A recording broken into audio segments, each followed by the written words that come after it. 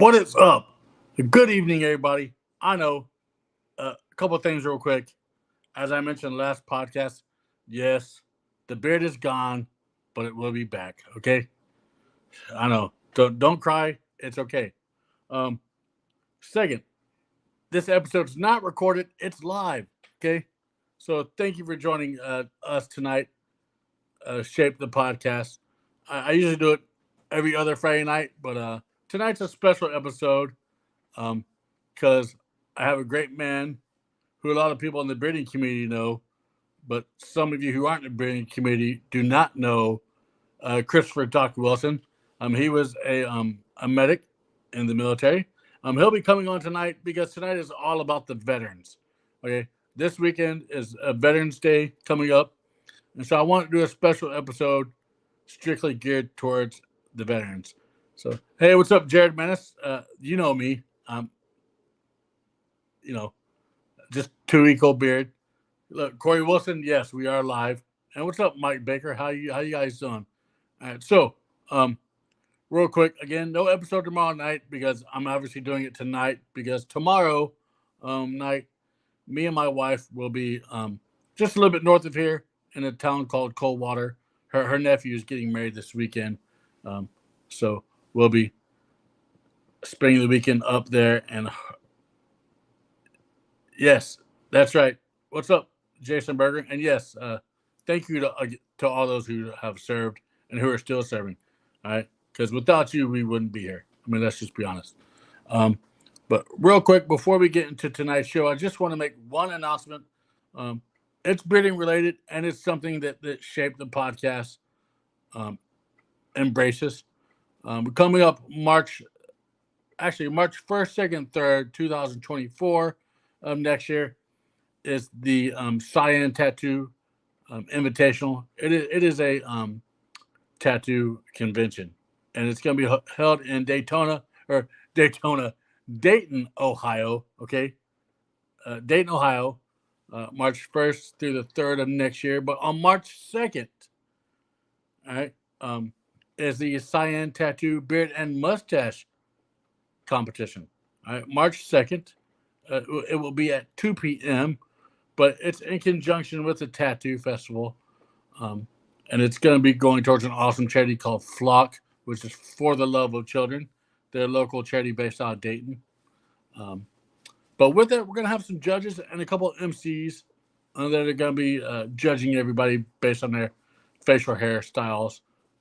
But I just wanted to come on tonight and actually drop our first, I'm getting all tongue-tied, our first judge announcement, which coincides with my guest tonight, because my guest tonight is actually in the Beard Club. They're our first judges. So our first judge announcement for the Cyan Beard and Mustache competition is none other than Angie Jones. So Angie Jones will be a judge for that competition coming up in March of next year. But other than that, I hope everybody's had a great week so far. Let's just jump into it.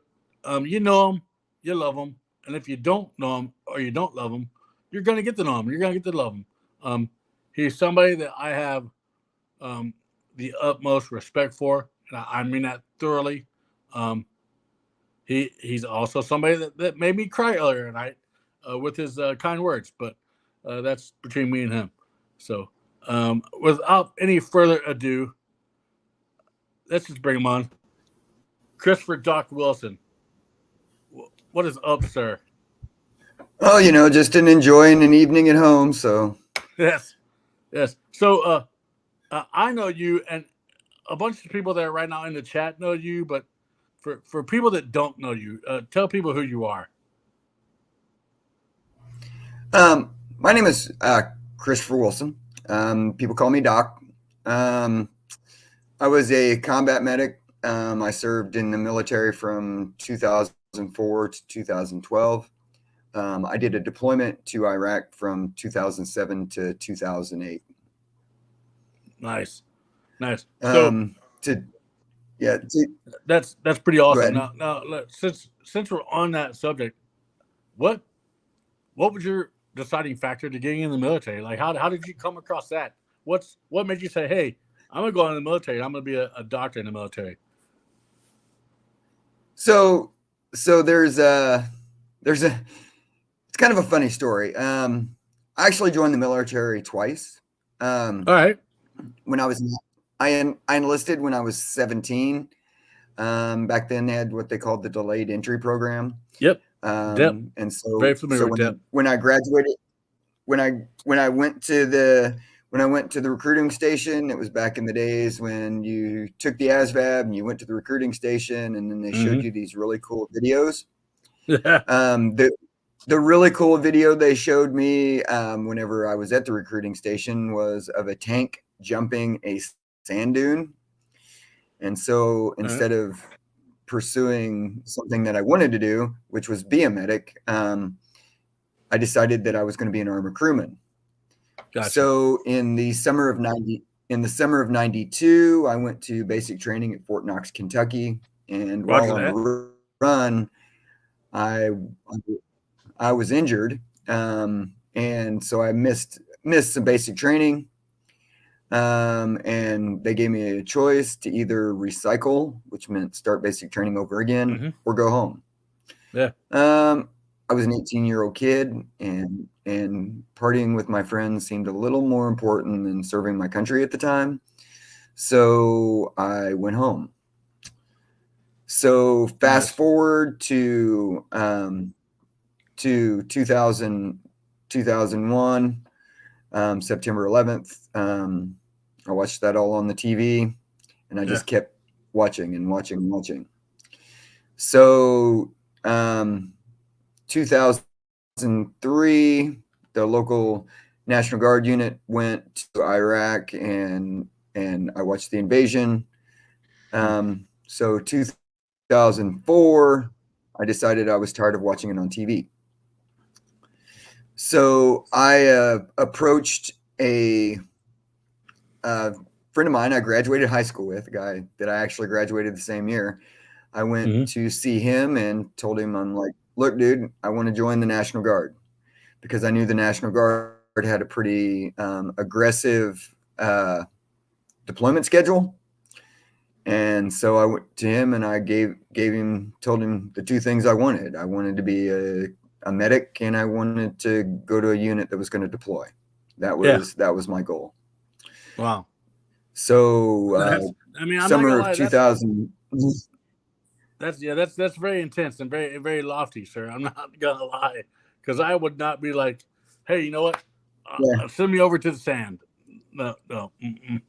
So kudos. I mean, talk about intense, jumping in head first. The amazing part of it, and when I tell people this, a lot of people just kind of crack up. I was 30 years old at the time. So you were almost in the cutoff. Yeah. Yeah. Well, yeah. And so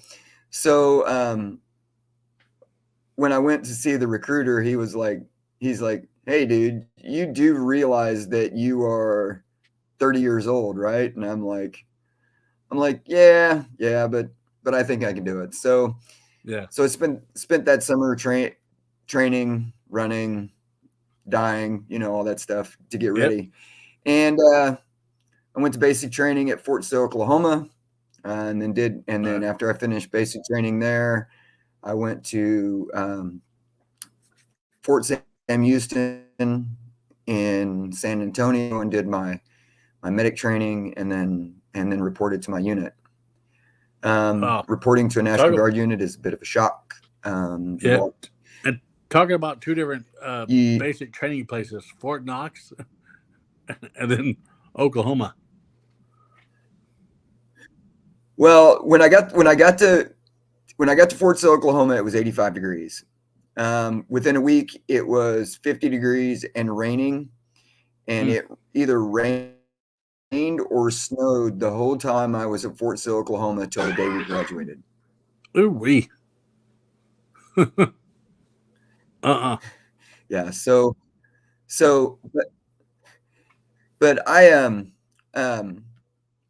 got to my unit, quickly got integrated into my unit. So in 2000, 6, we got what they call the Raging Bull message. Basically, they called us and told us, "Hey, get ready. You're getting ready to deploy." Yeah. And so I spent that next year doing training, and then deployed in 2007 to FOB Q West in Iraq. True. Our mission and you there were, was convoy security missions, which were right. absolutely horrible. Yeah. Yeah, because I mean, Um, you're traveling it alongside with the meant tankers and everybody else. yeah, we spent anywhere from 8 to 12 hours on the road every day. There was constant threat of IEDs, small arms fire, all of those things that come along with being in a hostile country where, well, everybody wanted you to go home. So Yeah, they didn't want you to be there. No. I mean, I would like, there's a lot of us veterans that, when we do these deployments, we kind of put ourselves in a mindset that it's a job. And that was the mindset that I had while I was there. I really didn't think about the dangers. The dangers were not really, I wouldn't say that they weren't important to me, but I didn't focus on that. I focused on the fact that I had 150 GIs that in my company that I wanted to make sure made it home. And that was my mindset. That's how I prepared every day. I did manage. I went outside the wire every other day while I was there. They gave me some kind of award for having the most miles. I was actually had the most miles than any other soldier in my unit. So Wow, I made sure I got outside the wire quite a bit. Yeah. I couldn't. I just felt like every time my Joes were out, I needed to be out, and so I mean, I would snatch up missions and things like that just to get outside the wire to make sure that I was there for my guys. you technically, you technically didn't have to. You didn't have to be out there. You could have stayed inside the wire, and just done the whole medic thing. So kudos for you for getting outside there, and being there with your guys. And Jeff Harris, this is 2 weeks, sir. So yeah, I mean, but that was my job. I mean, that was what I signed up for. That's why I did all the training. Yeah. So, I mean, that's why I did all the training. That's why I did it. I didn't go there to work in a clinic. That's why I got myself attached to an infantry unit so I could actually be out there every day and alongside my Joes to ensure that they'd make it home. And, if they needed me, I could be there. So at any time, one of the things that they always talk about how the military. Oh, go ahead. Oh, so like at any time during that process, did you regret it? Did you ever regret it, or were you like, this is where I need to be? Like, I'm doing what I need to do. No. And that's kind of the interesting part about it is that I never had any regrets whatsoever about any of it. It was something I'd always wanted to do.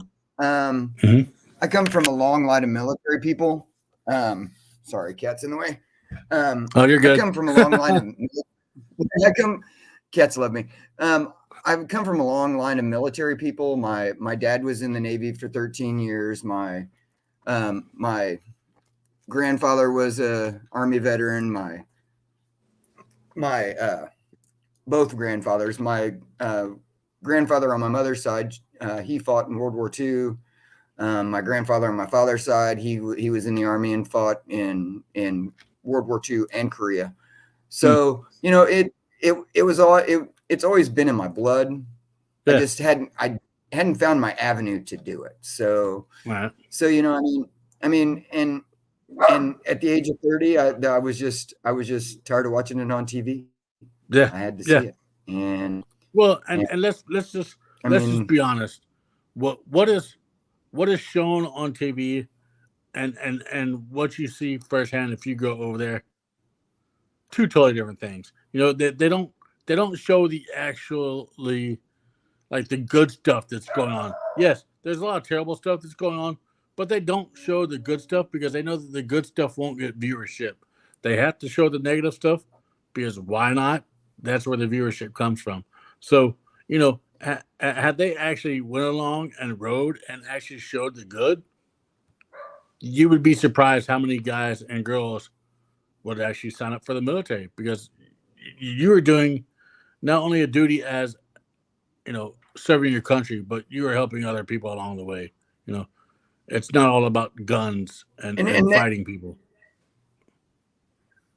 and then that kind of comes to your kind of comes to a point I was telling you about earlier.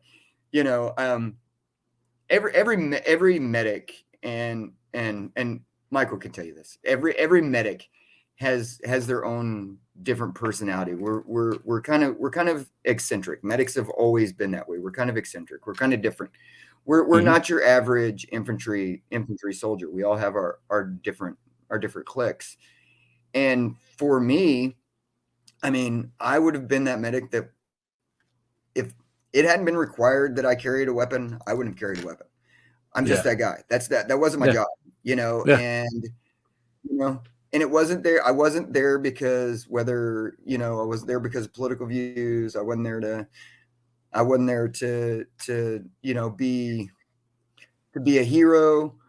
Mm. I wasn't, I mean, that wasn't in my focus. My focus Yeah. was to go and serve my country and Yep. do a job, and that's exactly what I wanted. That's exactly what I did. And Mm-hmm. and as far as any regrets, I have no regrets whatsoever. Um, in kind of a strange twist, we were getting ready to come home, and I actually tried to extend and stay another 6 months so I could continue to do my job. Um, because I loved it so much. I Mm-hmm. loved being there for my guys. Yep. Because one of the things they don't tell you when you're in medic training, they give you all this advanced medical training, and you're gonna save lives, and you're gonna dress wounds, and you're gonna do all this. But what they don't tell you about is the knocks on the door at 3 o'clock in the morning when you're trying to sleep because you got mission the next day, and you Mm-hmm. open the door and there's Joe, and he's like, "Hey, doc, you want to go smoke?" And Yeah. you can't say no to that Yeah. because Because they need somebody to because talk to. they trust you enough. They trust you. Yeah, they want someone to talk to, and so Yeah. yeah, you not only are you a medic, and you're in charge of their physical well-being, but a lot of times they want to talk, and Yeah. they always Yep. they always find the medic. It's always that way. So, Well, because but well, most of the the big time, you thing know, for with me was sorry, the delay is killing me. Most of the time, with you guys, you were trained to listen to those. You know, you're trained to know. You know, so and if once you build that rapport with somebody, of course, man, the best thing to do is have that listening ear. You know, I mean, it's e- it's easy, especially when you love what you're doing. So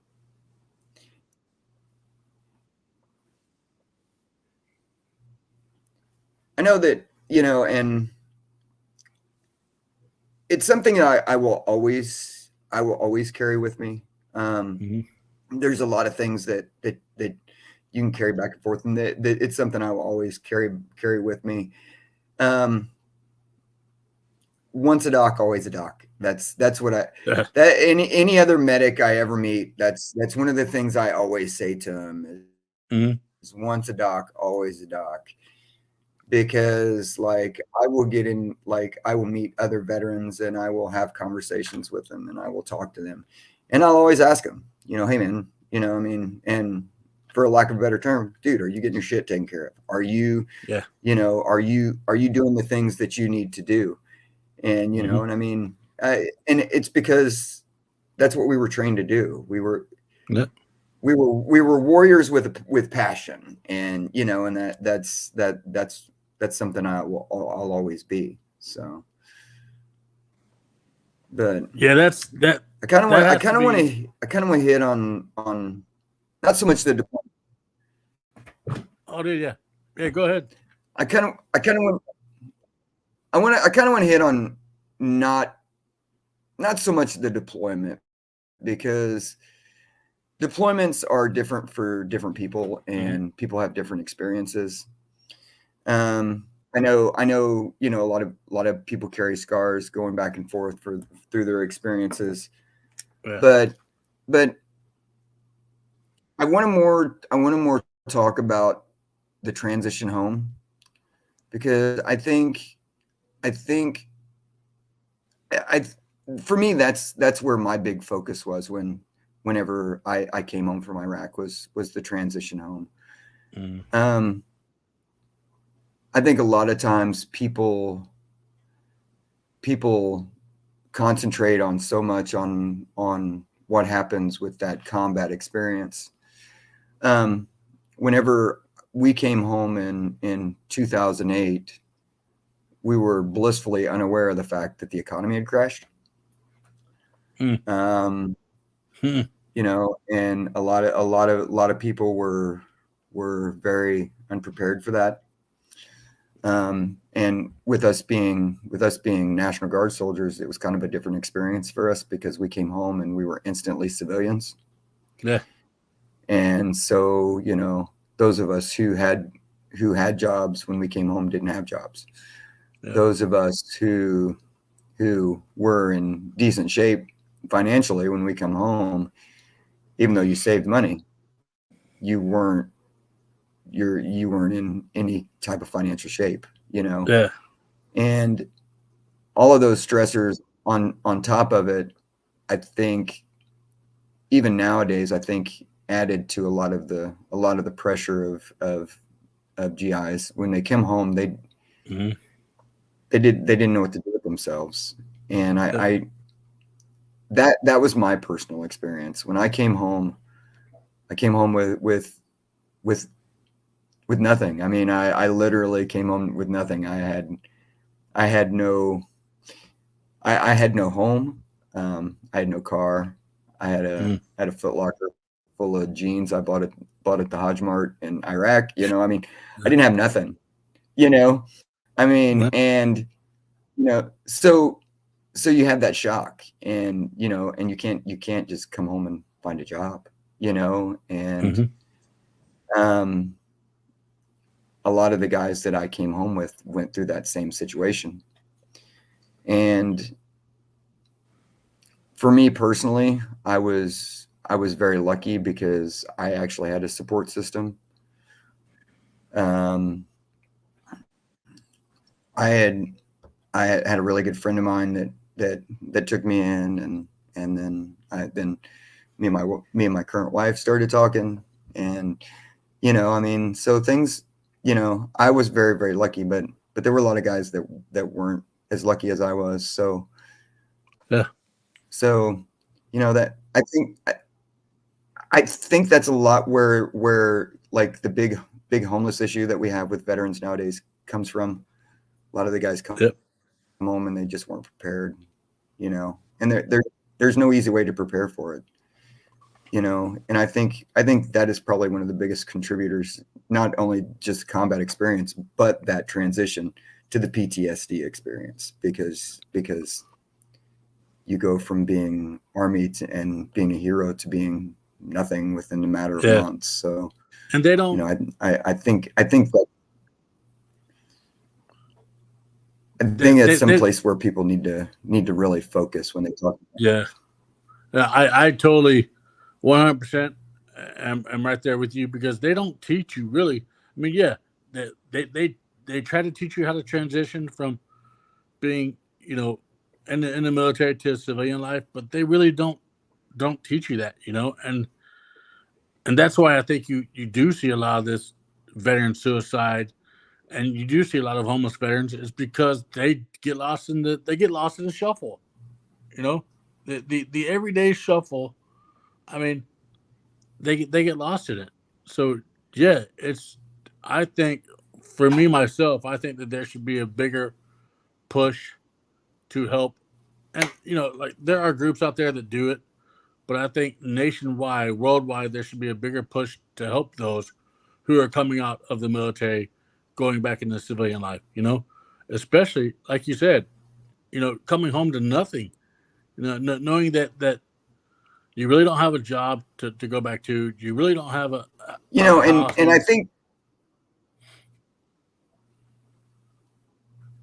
And I think I think one of the biggest things that I noticed was there. Yes, absolutely. But One hundred one of the percent. biggest things I noticed was that,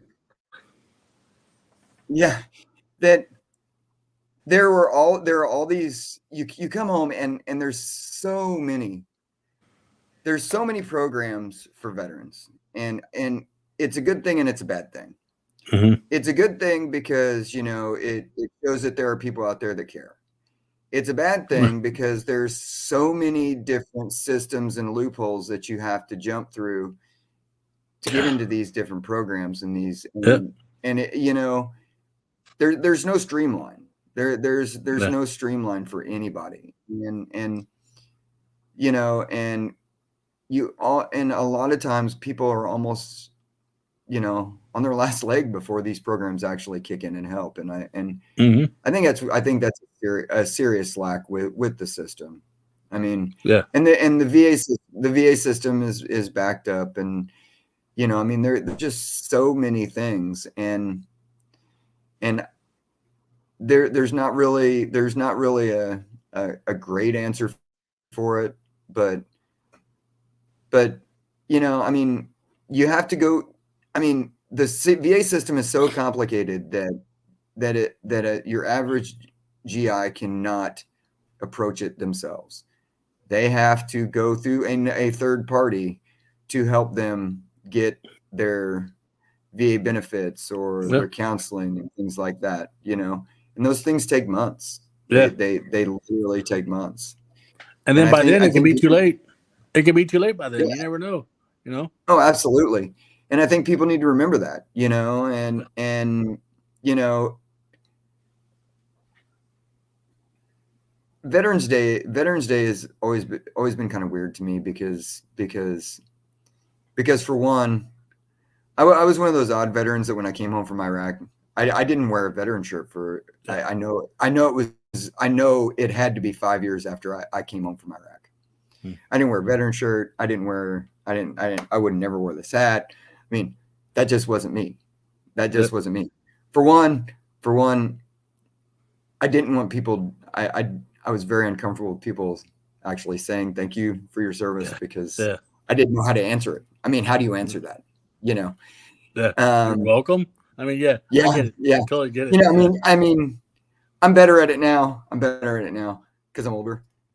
But I mean, it's weird because I've met a lot of people that are like me. There's a lot of people that you would never know they were a veteran until you talk to them. All right. So I hate to butt in, but my wife works in the healthcare industry, and she works for a retirement community, and she can't admit anyone in their building under the VA because the VA will not contract with them. So yeah, if the VA had bigger contracts with places that housed, those people who are older or elderly, you would not see. I don't think you would see the homeless population like it is now. It's crazy. It's Well, insane. and not only that. I mean, not only that, but I mean, the VA healthcare system itself is just it's so stretched thin because I mean, you have to look at it.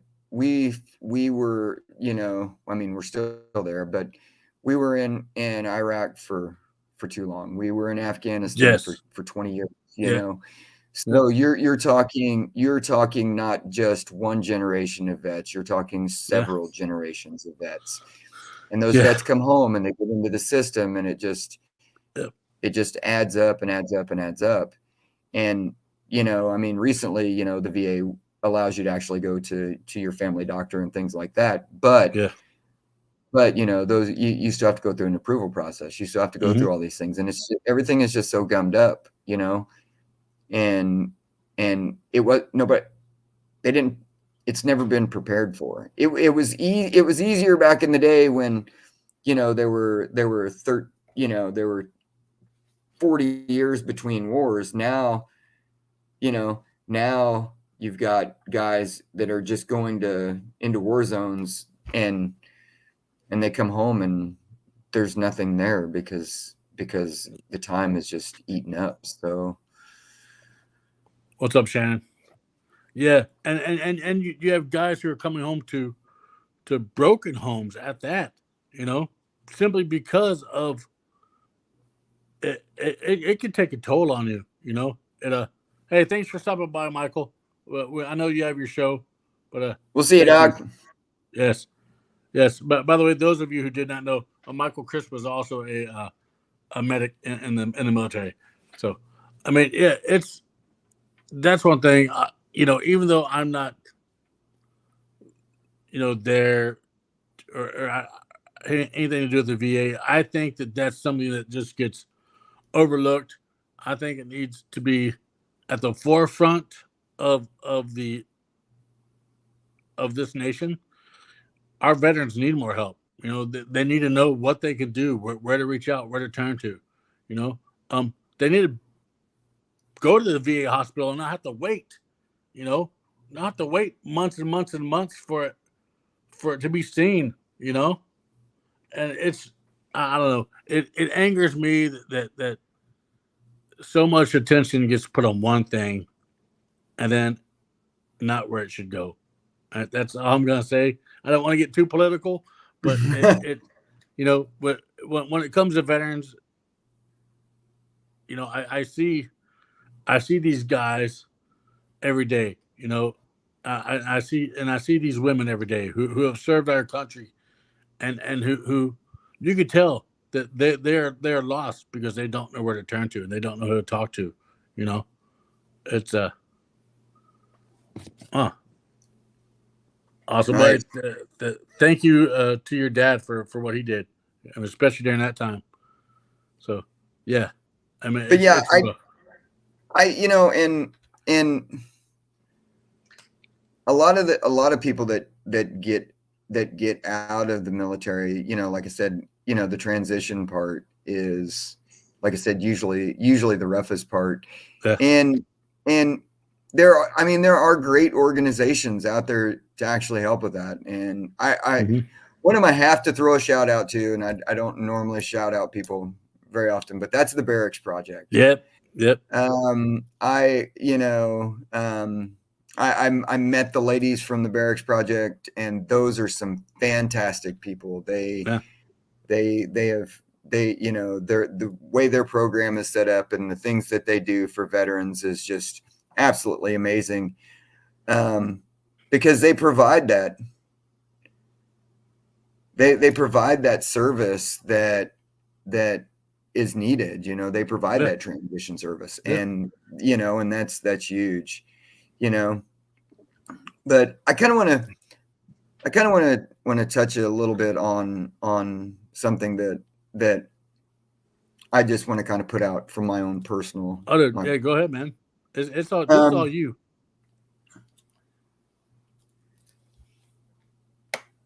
A lot of times, and I kind of approach this with kind of kid gloves, because a lot of times, and we kind of discussed this a little bit. A lot of times people ask vets odd questions, about our service. Yeah. And I don't want people to think that because you don't get the answers that we're dodging the questions. It's just certain things that, we don't talk about and we're not going to talk about. but I would just want to throw out that, those guys who are veterans and, and have never expressed those experiences and those things, you know, um, they need to find that fellow veteran to lean on, because Mm-hmm. I found that was one of the biggest things that helped me, was, reaching out to another veteran and sitting down and having those hard conversations, and because you can say things, veterans can say things to each other and do things to each other that normal people will not do. I mean, it's just the way it is. Yeah. And so one of the things that I try to do, when I meet veterans, um, especially veterans from my era, from the Enduring Freedom and the Afghanistan veterans, I try to get with them, and I try to get them off one-on-one and talk to them, because they'll talk to me. They're not, they're not gonna. Yeah. It's even our own wives. It's hard for us to talk to our girlfriends or our own Mm-hmm. family. It's hard for us to talk about our experiences. It's hard to talk about the things that are going through our head, the things that we're dealing with. And so, I mean, I think that, that's huge. And I think that, um, I think sometimes civilians need to realize that, don't pry, because, Well, because, I mean, those are experiences that we're going to have, and, that we're not going to be able to share with you. I mean, and I don't want people to get offended, well, but I think people need to be aware, because people do ask silly questions, yeah. and I mean, my wife's uncle Don, he's a Vietnam veteran and loved the guy to death. He is an awesome individual, and there are things that me and him have talked about that I would never talk to anybody else about, Yeah. because those are shared experiences that we had, Yeah. and we could talk about those, and I think there needs to be a lot more of that. I think there needs to be a lot more, um, groups that are focused on getting veterans together and sharing their experiences. I think I think that I think that's huge. I mean, we need our own club. We need our own club where we can just go in there and just cuss and scream and holler and Yeah. carry on and just express ourselves, because veterans express ourselves in very, very different ways. So Mike Baker was talking about this, supporting local VFWs.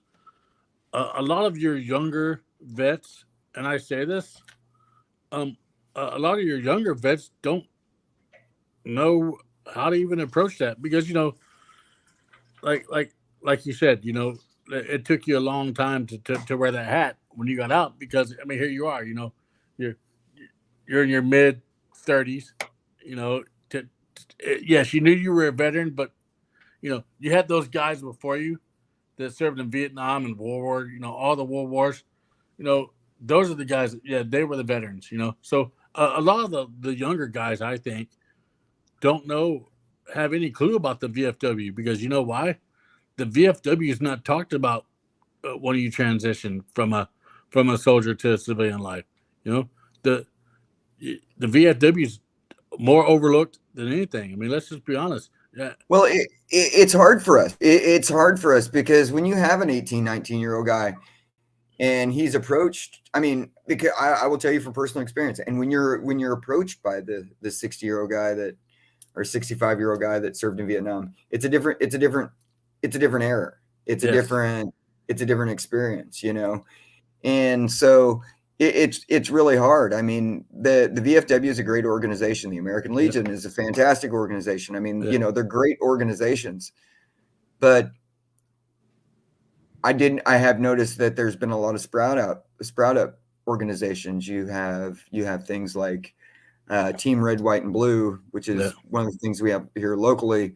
I mean, you have sprout out organizations that are more focused on the younger generation, and Yeah. you know, and it's hard, and because I mean, we all have that vision of the VFW and the American Legion, bingo on Wednesday nights and walking in Yeah. smoke filled, and the old guys are sitting around the bar telling war stories, and the organizations really aren't like that, but that's the vision that you have, and it's really hard. And I mean, I don't want to be seen as that old guy sitting at the bar telling war stories, and really, for a younger guy coming out of the military, you see a VFW hall, and you're like, it doesn't seem that welcoming, Yeah. It, and I mean, I hate to say that, but because it should be, but you see one, and you're like, and yes, it's a VFW hall, a Legion, places like that. They are ran by veterans, and again, it all comes down to funding. It all comes down to funding and how to take care of your own. So the good thing about the VFW and the American Legion is they do a lot of political things on the side that are, to help support vets, to help get laws passed. Recently they have the PACT Act, which is focused on the health of veterans who were exposed to things like burn pits and different things. And,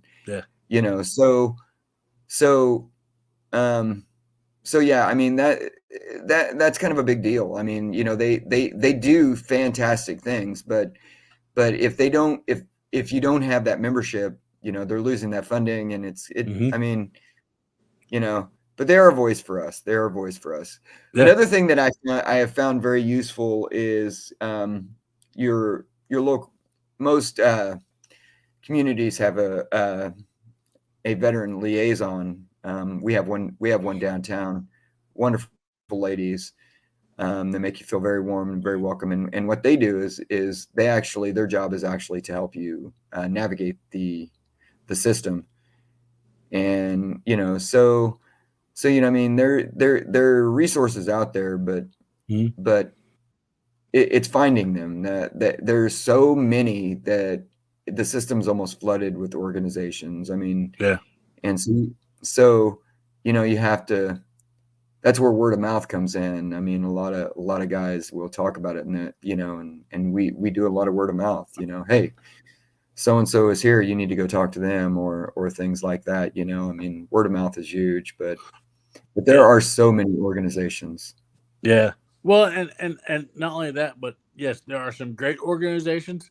Then there are organizations where they're just there to line their own pockets. I mean, they're out there. I'm not going to discuss those organizations, but I think the emphasis really should be put more in the local community, and that's what like you were talking about the Barracks Project earlier.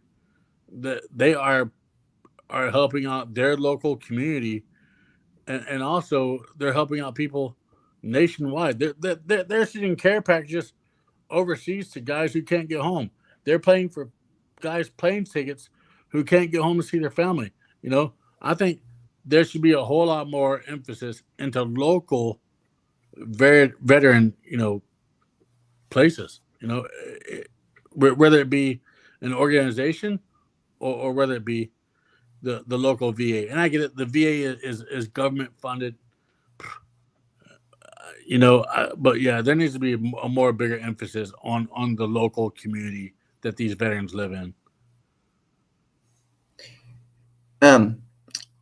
I do want to say though, I mean, when you get into a lot of these smaller communities, and a lot of us are members of smaller communities. I live in the town of DuBois, Indiana, and this community is full of veterans. There are a lot of veterans came out of here. We have a couple of young gentlemen who were from this actual small town of 500 people that were killed in Iraq and Afghanistan. And so we know the impact here. We understand the sacrifice, and they understand the service, but I would encourage a lot of veterans to get out and take part in different things, because that way, because there are certain moments in your life where you get so overwhelmed and with life in general, and Yeah. you just want to you need a way to decompress with the feelings that you've got on the inside Mm-hmm. about your service, or about the things you saw, or the things you've done, or the buddies you've lost. I mean, those kinds of things. Yeah. And one of the things that I found very, very therapeutic for myself, and this was actually the first year that I actually got to do it, was they have a ride here that goes around to all the veterans who have been killed in service, and they do like a small memorial service, and I did that this year for the first time, and that was really big for me.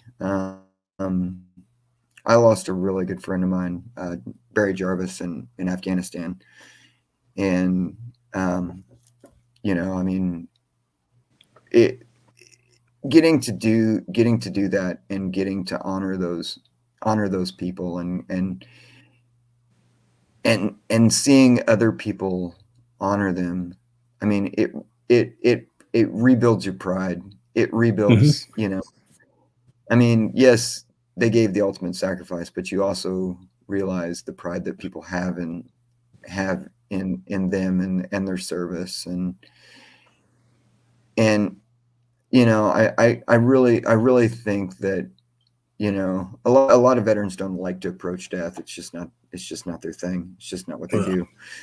But I really think at times that it's good to get out and actually partake in some of those memorial events, and do some of those things. Yeah. And, I mean, I know it helped me. I came home that day. It was an all-day thing. We went to 2 different counties and supped at several gravesides. And I know that after that event, I was just, I was actually kind of relieved. I felt good. I felt like there, not so much a closure, but more of a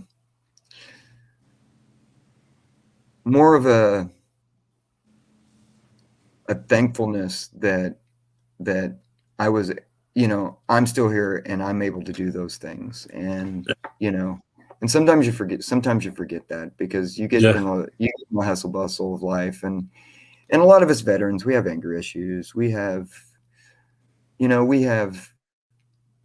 things don't always go right. And a lot of us have situations where our fuses are short, or we just, nothing is ever going to compare. Nothing is, for me, I think it is, a lot of it is, nothing is ever going to compare what I do in the civilian side.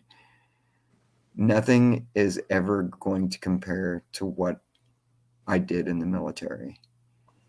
And for a lot of guys, that is really, really hard to deal with. I mean, working a 9-to-5 job, I don't care what you do, is never going to be as satisfying as the things that you do in the military, the things that you accomplish. So, yeah, man, that speaks volumes right there. Yeah, we think we have it hard. Some, as civilians, we think we have it hard, but look at those who've served before us. Look at those who are still serving. Look at who are away from their families for weeks, months, years at a time. And taking direction from somebody they may or may not like.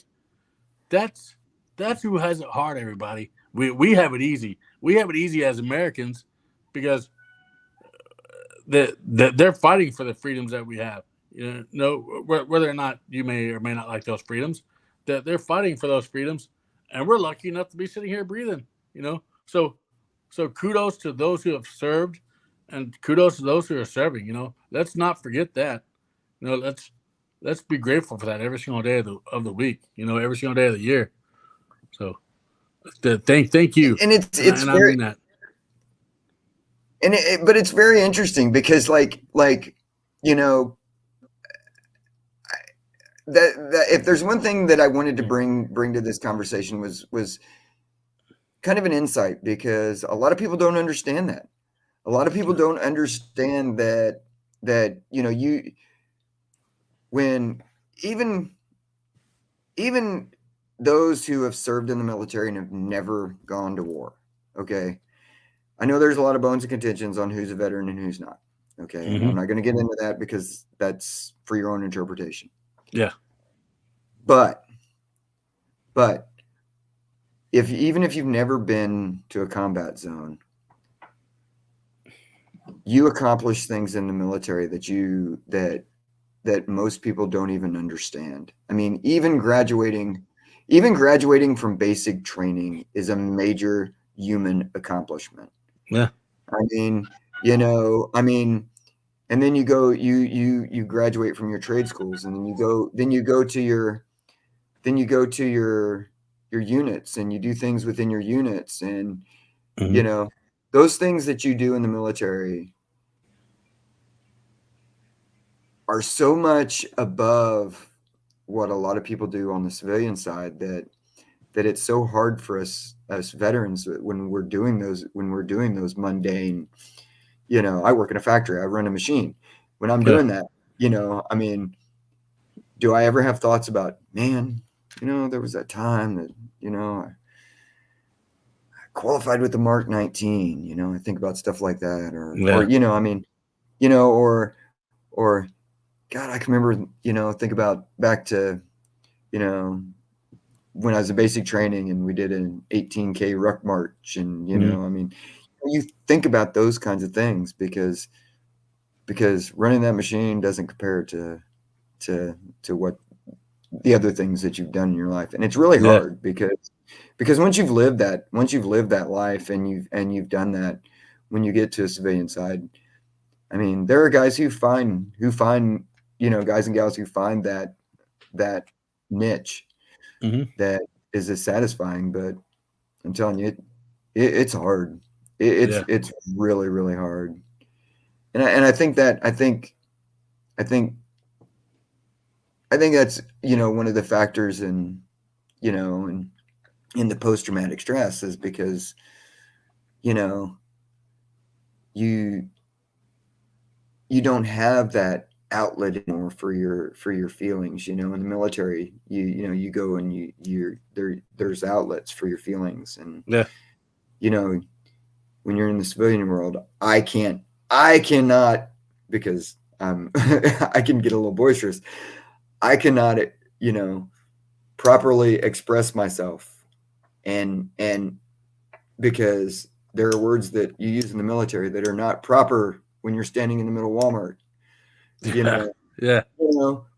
But so you have to tone those emotions down, and a lot of guys struggle with that, and a lot of gals struggle with that. And that's why if you ever walk into a room with veterans, just muffs, because you're going to hear things that you probably would not ever imagine that's going to come out of a human's mouth.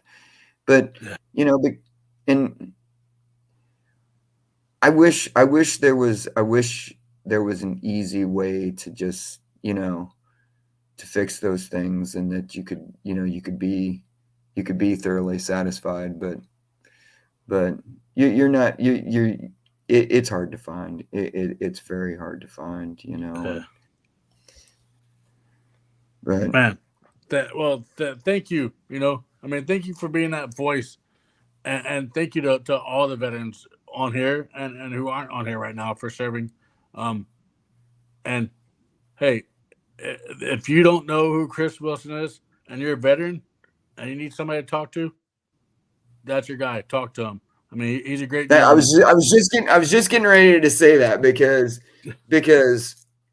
I want everybody who's watching, and everybody who knows veterans, to know that if they need somebody to talk to, cuss at, scream at, holler at, you know, share curse words with, I'm that guy. I do it. I do it all the time. I meet veterans and in my line of work, I'm a bartender, a, a part-time bartender, and so I meet veterans all the time. I can spot them a mile away. It's just it's just a knack. Once like I said, once a doc, always a doc. And I've always felt that it's my job, and it will always be. If you need to talk to me and you need to scream and holler, or you got something going on in your life you want to talk about, come see me. I mean, I may be a little guy, but I got some pretty big shoulders, and and that's kind of what I was designed for. So, man, so I, it's getting near the hour mark, and I wrap up my podcast like this all the time.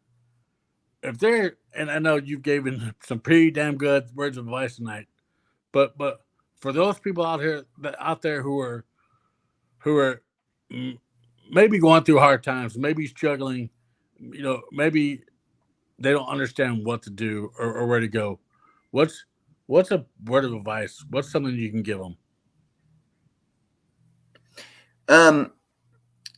I would say, and I actually pulled up this number because this number is I think is a very, very important number. It's the actual Veterans Crisis Line. Mm-hmm. I keep it on my phone. I know there's a lot of veterans who do keep it on their phone.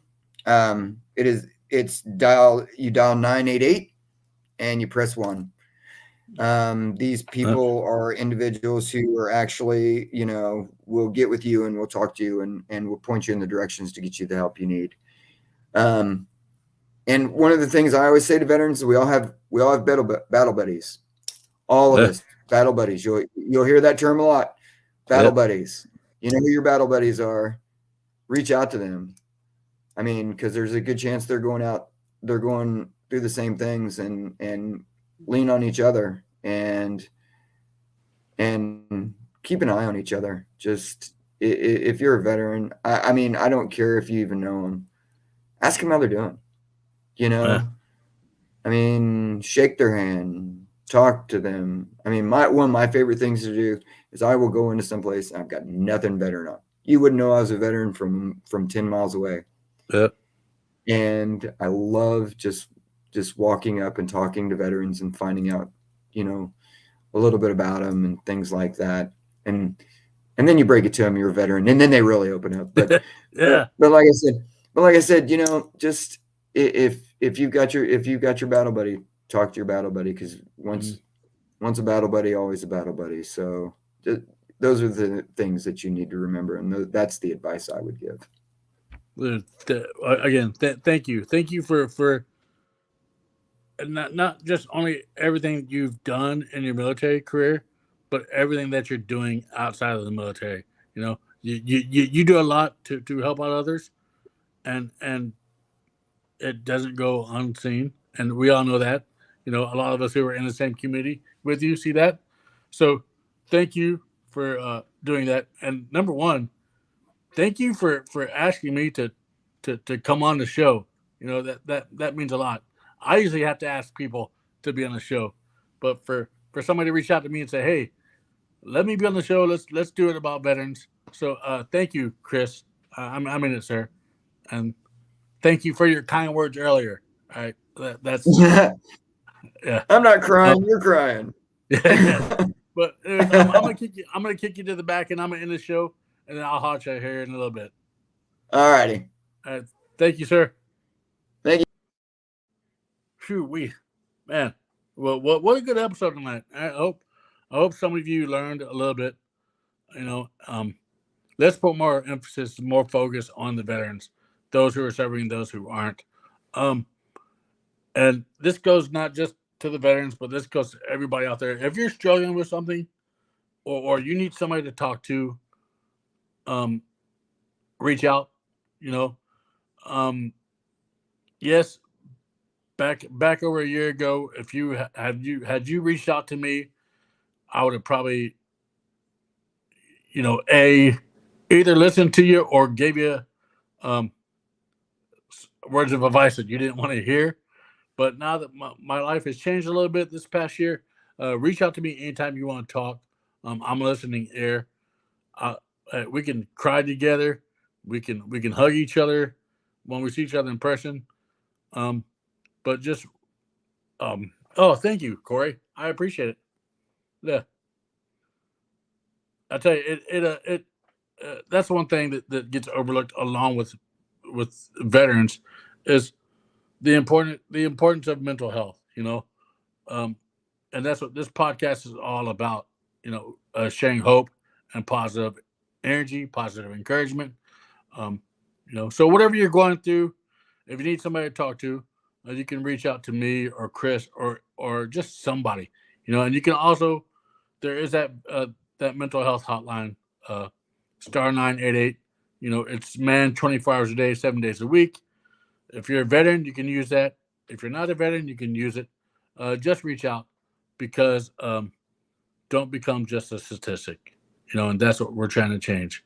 We're trying to change the stigma of mental health, and we don't want people just to become a statistic. So thank you all again. Thank you for your service to all the veterans. Thank a veteran this weekend. Heck, pay for a veteran's food meal. There are tons of places out there that are actually giving free food to veterans. But if you see a veteran out, thank you for his service. And if you see him at a restaurant, heck, pay for his food. But I love you guys. There will not be an episode in 2 weeks because that is Thanksgiving weekend. So the next episode will not be until December the 8th. And then I will have a good friend of mine from the brewing industry. His name is Victor Navarro. He'll actually be coming on and sharing his story. And so that's going to be a good one. But again, thank you for your service to all the veterans. And happy Thanksgiving to all you guys and girls out there, because I will not see you till after Thanksgiving. All right. With that, have a great night. Hug somebody.